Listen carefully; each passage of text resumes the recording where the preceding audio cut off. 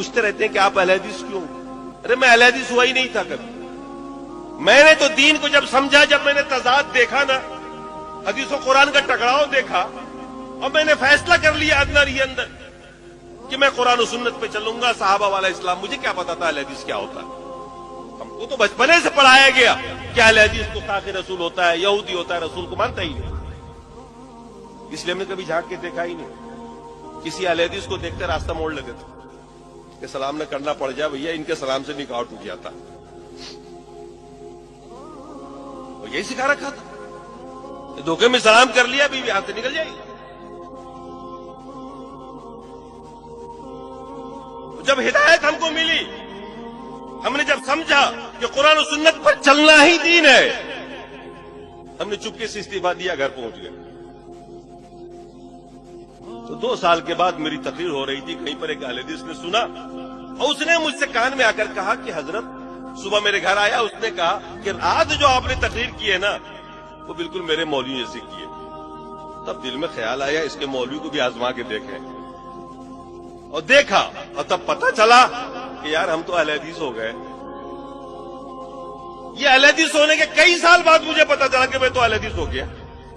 वरना तो हम डर के, मतलब जिसे होता है ना कि हमारे यहाँ एक कहावत है कि दूध का जला छाछ को भी फूंक के पीता। दूध से किसी दिन मुंह जल जाए ना बिल्ली का, तो छाछ को भी पिएगा, तो फूंक फूंक के पिएगा, कहीं ये भी ना जला दे। तो हम तो इतना हसास हो गए थे कि हम तो एक एक चीज सोच समझ कर करते थे, कुरान सुन्नत को देखते थे, और हम बाकायदा तजर्बे के लिए उनके बीच में गए। अहमदिया सल्फिया एक मरतबा गए, सिर्फ ये देखने के लिए कि ये लोग नमाज कैसे पढ़ते हैं। जो तिरमिज़ी में पढ़ाया हुआ था मिशकात में, जो एक एक अदाब नमाज के, तो उनमें से हर आदमी को ध्यान देता रहा कि एक एक अदा जो इनकी रसूल से मिल रही, क्योंकि सब हदीस में मैं पढ़ा चुका था। तो कदम ब कदम आगे बढ़ता रहा, देखता रहा, और मैं हो गया वो इस्लाम मैंने कबूल कर लिया जो इस्लाम अल्लाह ने नाजिल किया रसूल पर, और जो इस्लाम रसूल ने सहाबा को दिया। मैंने कहा मुझको इसके अलावा कुछ नहीं चाहिए, मुझे किसी की तफसीर नहीं चाहिए, किसी का बयान नहीं चाहिए। और आज अल्हम्दुलिल्लाह मैं अपना हर मसला कुरान और सुन्नत से ही हल करता हूं। हालांकि फिक़ह का उस्ताद रहा, मुफ्ती रहा, रात दिन का काम ही वही था मेरा, तावीलें करना, मसाइल को इधर उधर करना। अल्लाह ने निजात दी, और जब मालूम हो गया कि मैं अहले हदीस हो गया हूं तो बड़ी खुशी हुई उस दिन।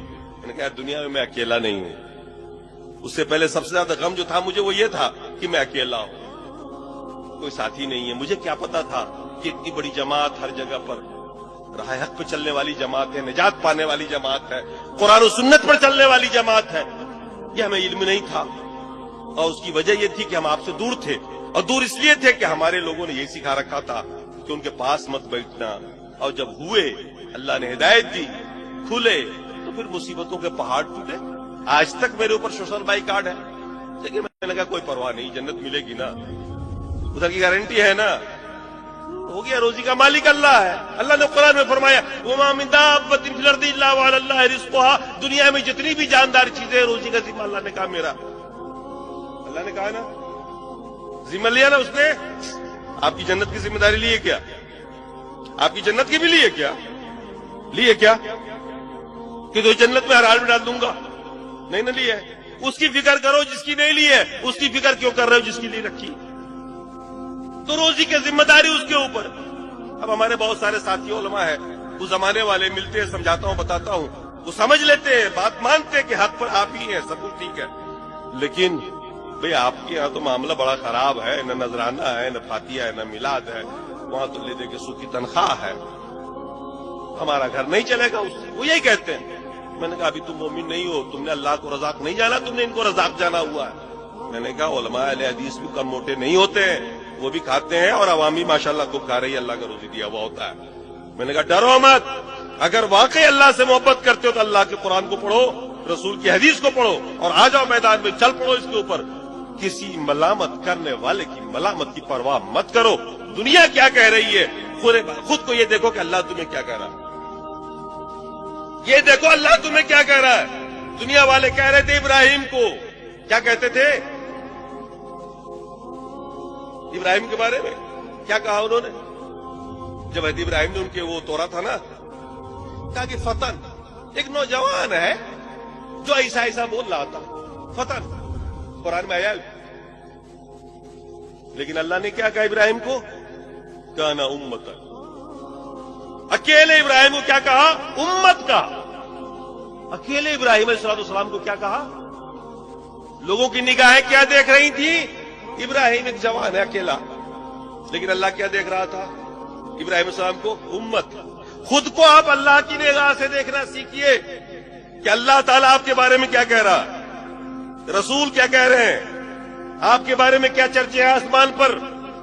یہ مت دیکھیے کہ زمین پر آپ کے بارے میں کیا چرچے ہیں۔ جنت ادھر سے ملنی ہے، روزی وہاں سے ملنی ہے۔ سماج کو نہ دیکھیے، رشتہ داروں کو مت دیکھیے، یہ سب سے بڑی رکاوٹیں ہیں۔ یہی رکاوٹیں مشرکین مکہ کے سامنے میں بھی تھی۔ وہ بھی اسلام کو سمجھتے تھے، قبول نہیں کرتے تھے، کہتے تھے میں نے اپنے باپ داداؤں کو ایسا کرتا ہوا نہیں دیکھا۔ میرے دوستو، خیر اسی میں ہے کہ اللہ کے پیغام کو پڑھو، چلو رسول کی حدیث کو پڑھو، اس کی اتباع کرو، دین پر چلو، اور کوئی جو قلادہ آپ کے گردن میں ہو نا، گرداری جو پٹا، اس کو نکال کے باہر کرو۔ یہی ہے اسلام۔